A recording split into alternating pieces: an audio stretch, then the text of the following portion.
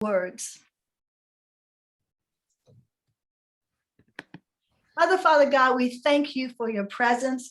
We ask that you ignite strength, wisdom, and understanding of all that is.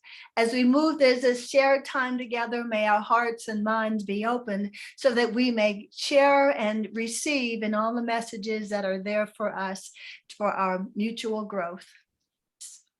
Amen. Amen. Tonight's topic is the aura. And when I first looked at the schedule, I saw that there were 3 opportunities to talk about the aura.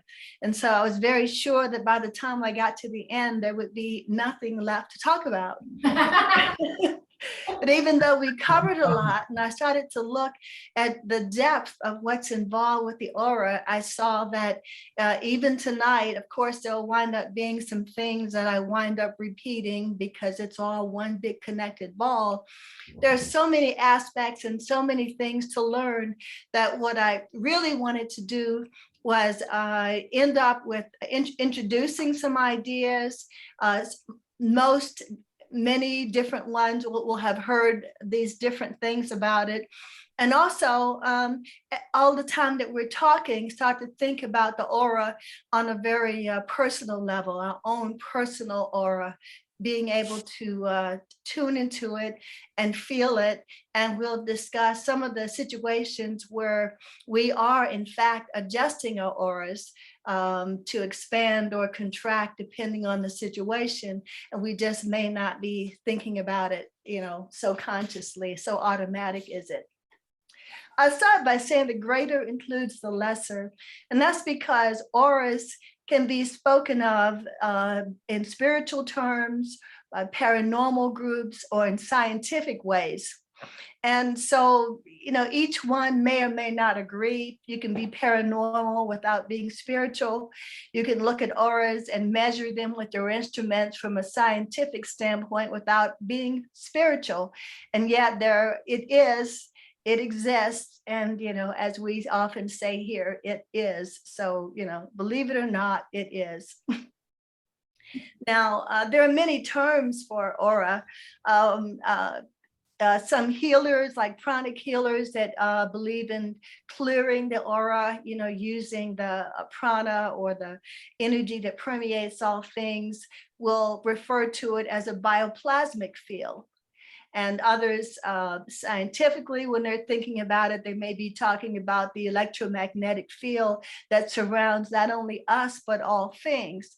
But here we're going to use the word aura. Now, the aura can actually be measured because there are tiny electrical impulses within our bodies that result in the formation of a magnetic field around our body. Dimensions can vary, and they can measure the vibration that our auric field is radiating at with instruments, or they can, through different kinds of auric photography, see how far our different levels of the 7 subtle bodies that make up the aura, how far those things are going.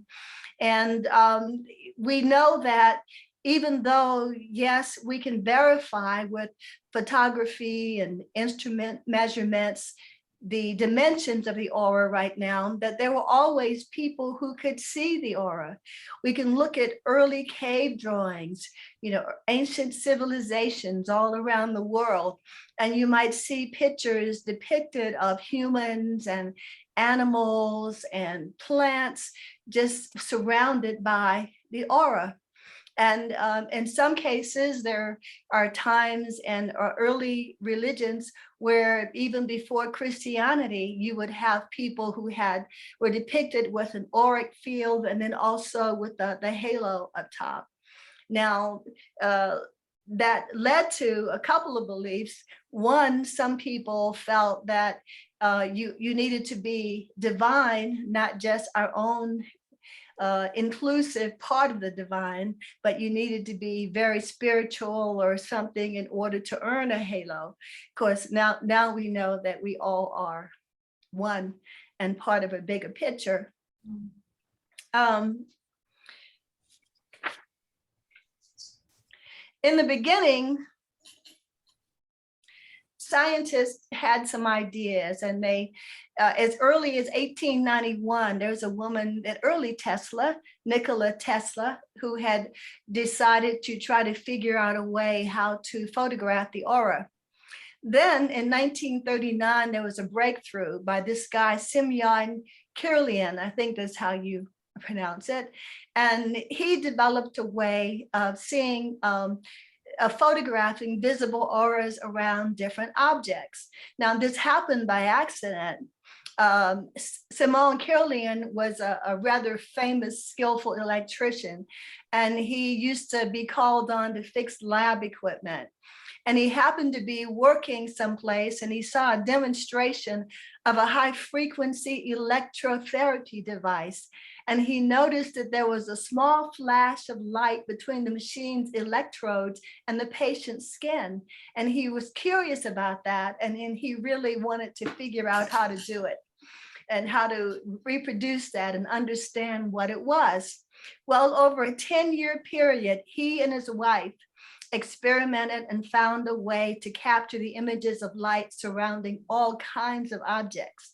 Initially, he focused on plants, and through looking at healthy plants and non-healthy plants and the variances, he saw that the auric field around them was different. It varied on how strong it was, if the plant was well nourished, or even just looking at leaves of things. He had some ideas.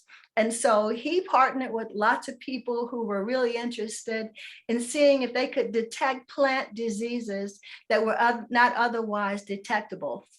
He continued on, and by 1960, his studies had attained a lot of recognition. And then even in 1964, there were educational films shown in elementary schools. I pause here to say it's very interesting to me that this photography, this method of seeing that there was a light emanation around all things, because we are all made of protons and carbon and other things. And so everything that exists has, these elements, and thus has an aura of some sort. And it's interesting that that was an idea introduced so widespread early on. And yet when I talk about it or feel it, I'm really not seeing that everybody's on board with the notion. Now, most agree that the aura is made up of subtle bodies. The number of subtle bodies that are present is a subject of different opinion.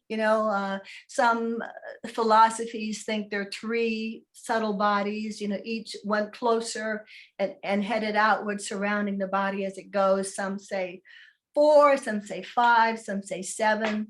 I personally, feel the most that there are 7 at least. Of course, there's infinite variations, but there's 7, and that they correspond in their principle to some degree to the 7 chakras or energy centers. That is, we start with the notion that the closest one is really about our senses, our physical survival. And as we move outward in evolution, we get to our emotional body, which is the second one, and that's 3 to 5 inches off.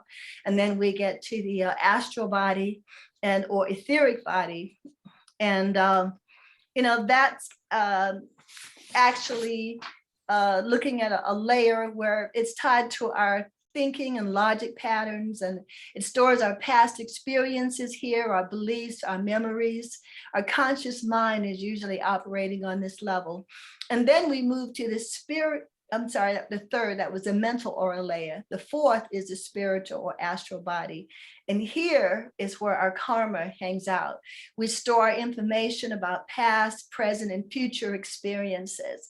Now, a really interesting one, and let's say we're starting with the first layer, which can be 1/4 of an inch to 2 inches near. And then by now, when we get to the 5th, we're talking about if it's healthy, and if we're in a healthy, balanced, rested mood, it may be as much as a 1.5 feet away from our body.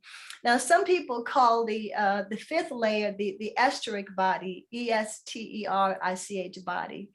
And this is a copy of our physical body. So if the physical, if just like we have a heart, lungs, kidneys, we have the same amount of organs in this etheric body. And it doesn't exist in our physical form, but it exists in a form of subtle energy that is connected to our physical body. So if the physical organ is removed from the body, the energy imprint remains in the etheric body.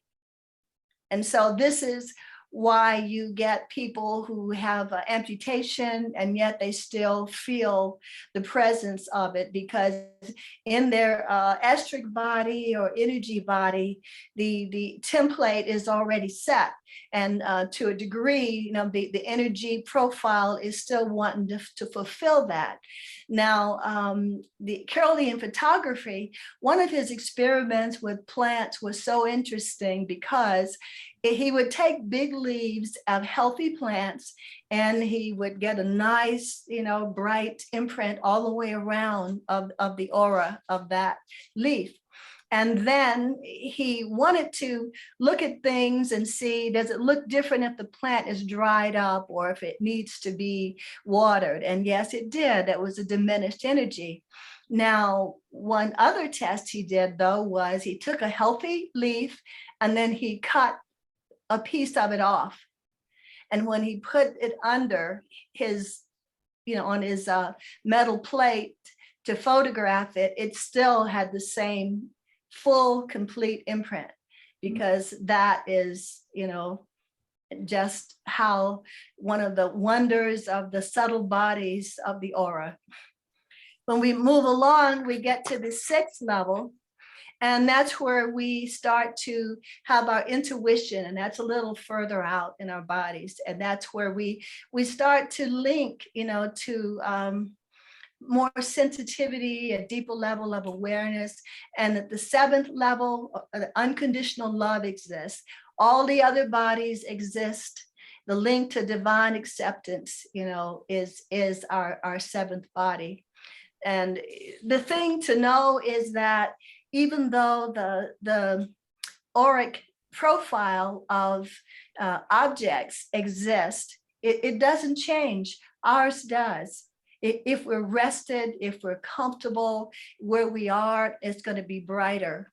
If we're tired, if we're exhausted, if we're depressed, there's going to be an effect on that, you know. So one of the things we always want to do is, well, stay in touch with ourselves, and our grounding is so important. When I was looking at information, just more on aspects of aura, then one of the concepts I came about that helped me to really understand how important it is to manage our people, places, and things was this notion of empathic blending. Now, if we think about our auras as energy fields, which they are, and we can represent them, let's say, by something else that's soft and mutable, let's say a cloud. You have a cloud formation and maybe it's fluffy and puffy and kind of thin. And then you have another cloud formation that's nearby. It's a nice blue day, blue sky, and things are moving around. And maybe this is a linear wispy thing. Sometimes when these two things move together, then they blend. They both still exist, and yet what you see is different. The effect is different because these subtle, energetic / gaseous forms exist in the same field. And just as we do, just as we're sharing the same air, just as we're sharing the same energetic components, light, dark, whatever it is, so our auras are also in a position where there can be blending that happens. And so when we think about this radiant glow that moves around us, we can look at different ways at empathic blending or aura blending or aura sharing, which does happen to some degree all the time, how that happens. And it uses some of the same principles of electricity that exist otherwise in the world. You know, we have a phenomenon in electricity called induction. That's if you have two wires together, like they do with transformers, they're going to spark off each other, you know, or resonance. That's if you have a tuning fork or some items or other things, sometimes the sound can make other things resonate. And that's a form of energy being connected to each other. Then we do have imprinting and other kinds of things, which make it so important to know who we are and where we are and be strong in our energy, because it's the attraction of the stronger to the weaker, and weaker just means what's going on at the moment. It's not a judgment. It's like if you've ever been around somebody with a really strong personality, they're putting their aura out there. And have you ever talked to someone, they get up in your face, or whether it's meant in hostile or just enthusiasm, and you find yourself backing up again, the aura is pushing against yours. And you know, that's the kind of place it's important to have your boundaries, so you don't just wind up getting punched in the gut. You know, we have aura blending occurs between parents and children, students and teachers, people you work with a lot, you know, and so the people, places, and things, you know, the groups we hang out with, there's a real thing happening there in terms of aura blending if we're around each other a lot. In any case, our personal protection is important because it isn't about the intentions of other people. It's just that we have auras and we're sharing the same space. So it's kind of fun to think about how we're managing our auras already without thinking about it. The difference between being in a crowded movie theater or a crowded lobby of strangers, you know, there's probably a place where you've heard things like we school our expression, where we are schooling our expression. We're schooling our voice, but we say, and we're also schooling how much we put out. Or if you're out in the desert in some place, well, it's just easy to expand because there's not much else that you're ideally, you know, bumping up into that makes things, uncomfortable. So those are just, you know, some of the things, some of the good places it can be is in healing. You know, if you have a healthy place and way, you have your boundaries set, then you have the capacity to share, you know, healing energy to others. This is what can happen in the universal love sense. If you share a hug, or you share even a genuine smile, or you see somebody and you give them a real greeting, you are extending the positive part of your energy, and it can be, you know, received, or however, maybe you don't even know, but what you can choose to do is know that you want to be, as always, the best and the brightest of what you have to share. Comments? Arlene, you were talking about, you were talking about how, great information, by the way. Thank you so much. That was really so much wonderful information. But you were talking about how our aura field can bump up against another's, and kind of a stronger, weaker thing. And I know, but is there, if I don't put it on my protection, I mean, can somebody drain my aura field? Sure, you'll still be alive. I mean, as long as you're alive, you're going to have it too. But that is a very important part. I mean, it's energy vampires. I think this is an expression that is used. People may have the term for it or not, but somewhere, sometime, there's somebody you are around them, and they intentionally or unintentionally are very happy to feed off your energy. You know, there are people, and it doesn't have to appear to be malice or anything. This is why it's a good practice to just feel how you feel and to do protections routinely. And then you can notice like, oh, gee, she seems to be really nice. He seems to be a great guy, but somehow I am so exhausted every time I'm around them. And that's what happens with imbalances. And so we're back to people, places, and things. I know that perhaps at different times, we all have the potential to be someone who's needing to or trying to draw off on someone intentionally or unintentionally. However, I have found in my 71 years that a lot of times it's the same people, you know, who I can know it's just really going to be an exhausting experience, because and if you look carefully and you have your energy, you can see, just like Reverend David often talks about when he was working at the mines, and you know, before he got his protections, people would come in and they were like just draining, using all the time. They may not have been consciously thinking about it, but when he got his balance up, they stopped. You know, they're coming to the well, and the well isn't just pouring out water anymore. You know, so Right. yeah. Thank you. Thank you. Any other questions, comments? I love the history in some of that. That's really great. Yeah, thank you. It was interesting to reconnect. Yeah, there's this thing that I had watched this video years ago, and then it showed up again about a plant being killed in front of another plant. And yeah, you remember that one? And No, yeah, it's out there, and it just really we are alive. Yeah. Alive. So yeah, it's really great. Yeah, we are. It's amazing to remember that we all, you know, are part of a big energy pot, a big living pot, not just us humans. Absolutely. Okay, then at this time, let's take a love offering and place between our hands that which Spirit has given us the strength and power to have.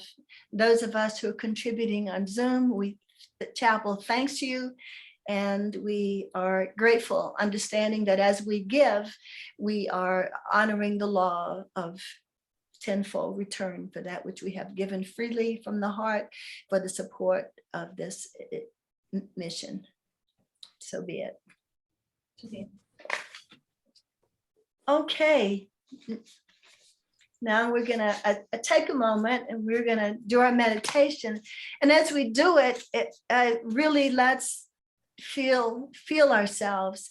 And just as a way to play with our sense, our auric sense, maybe we can just start with an awareness of where we are, you know, how relaxed, how close our sense is of ourselves. And as we move along and move through the various places, we can just feel ourselves, especially just to feel if there's a point where as we are at peace, we feel our auric field expanding or not. Make yourself comfortable in your seat. And when you are ready, close your eyes. Take a deep breath. Inhale through the nose and exhale through the mouth, breathing deeply, evenly, more comfortable every time. On the inhale, breathe in calmness. On the exhale, let go of any anxiety. Now, become aware of your feet and really feel them as your grounding base, knowing that you are fully connected to and supported by the universe. As you focus on your feet, you notice beneath you a pool of radiant light energy of a most beautiful color. And as you slowly breathe in and out, this radiance moves up your body, see it, feel it as you invite deep relaxation to fill your feet, ankles, calf, muscles, and knees. Continuing to breathe evenly, relax front and back of thighs and allow your hips to sink further into your chair. Let this gentle healing breath fill your torso as you breathe in and out. Let this energy flow through your heart, your lungs, up along your spine, loosening any space where you feel tension or rigidity. Feel your hands and arms relax, release. Breathing slowly and evenly, feel the tops of your shoulders soften. Allow the muscles in your neck to loosen. Relax your jaws, eyeballs, your eyebrows, and eyelids. Relax the muscles in the front, side, back, and top of your head. You are at peace and filled with divine radiance. Picture yourself on a path. It can be any path you choose. It is beautiful, colorful, fragrant with the smells of nature and sounds of birds around. A soft wind blows and you hear the rustle of leaves in a nearby stand of trees. And as the wind brushes over your shoulders, a few leaves fall from a tall tree and you watch as a single leaf gracefully winds its way towards you. With your eyes, you patiently follow the leaf's descent. And as it comes towards you, you reach out your hand and it comes to rest in your palm.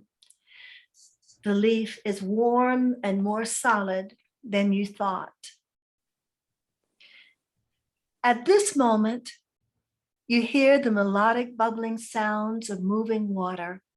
A few steps more, and you are welcomed by a beautiful scene, a blue sky, dappled sunlight, a beautiful stream of water, rocks, stone benches if you choose, and many other inviting places to sit. You may choose to sit. You may choose to dangle your feet into the water.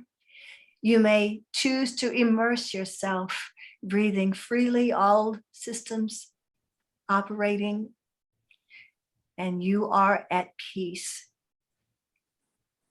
And as you are there in this unique moment of time, be still and receive whatever message there is for you. I will leave you so that you may take this time with yourself.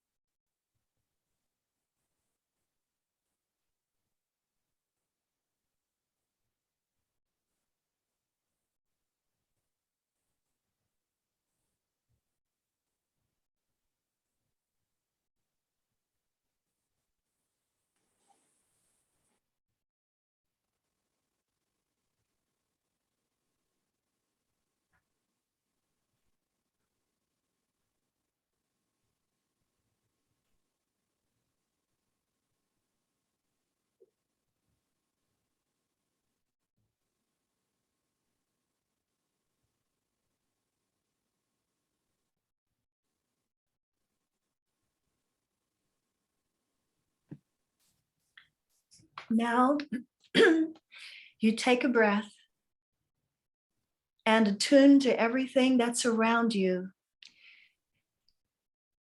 You listen, you feel to see if there's anything else for you to receive from the moment. If you're in the water, you come out. If you are lying or sitting, you stand, and you give thanks for the gift that you have received. Feeling both relaxed and refreshed, you return the way you came along the path, noticing anything that is different, knowing that you can return in your consciousness, in your imagination, anytime you choose, and that you will remember everything clearly once you are back. The sounds around you change, and you begin to bring your attention back to the room, noticing the sounds around you here, perhaps stretching your fingers or rolling your shoulders. And when you are fully back, open your eyes.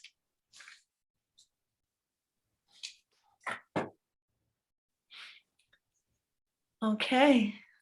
Melissa, how did you do?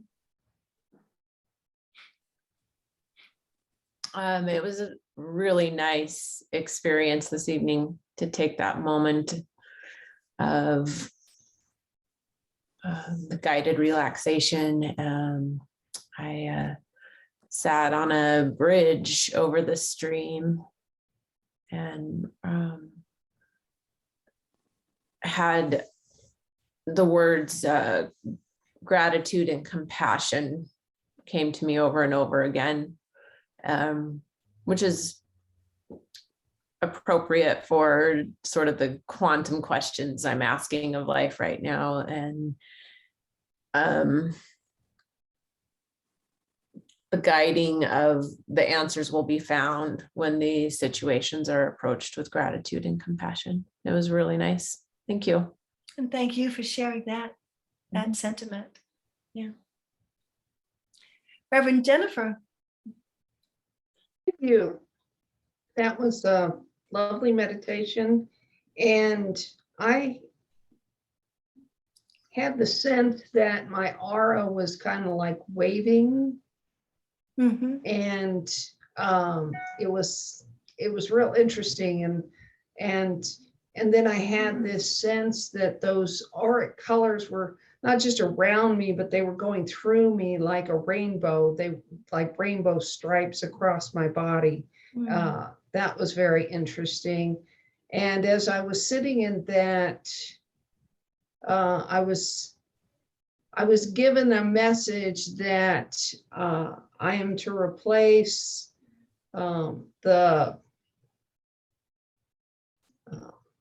I want to say playing, but however, my practice before I go to bed at night, I need to replace my